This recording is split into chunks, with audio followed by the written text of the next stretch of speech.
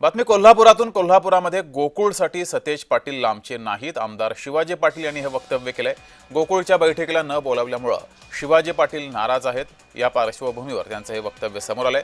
मुख्यमंत्री देवेंद्र फडणवीस यांच्या आदेशापुढे जाणार नसल्याचंही पाटील यांनी म्हटलंय.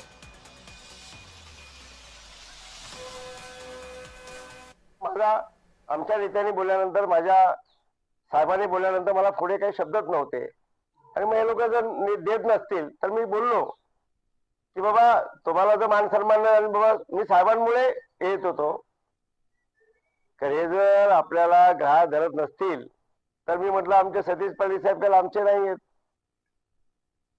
खरं मुख्यमंत्री साहेबांनी मला बोलले आणि भेटून घ्या सांगितलं. खरं ह्या नेत्यांनी म्हणजे खास करून आमचे राष्ट्रीय नेते चंद्रकांत दादा मला नाही बोलवलं, खासदार साहेबांना बोलवलं, मुश्रीफ साहेबांना बोलवलं, पश्चिम महाराष्ट्रातले नेते सुमित कदमजी त्यांना बोलवलं. जिल्ह्याचं त्यांचं सुमितचं काही संबंध येत नाही गोकुळच्या याच्यामध्ये, ते सांगलीतले आहेत. खरं माहित नाही कारण काय. मग त्यांनी मॅनेज केलं, अंमल मालिकला बोलून घेतलं आणि आम्हाला निरोपच नाही.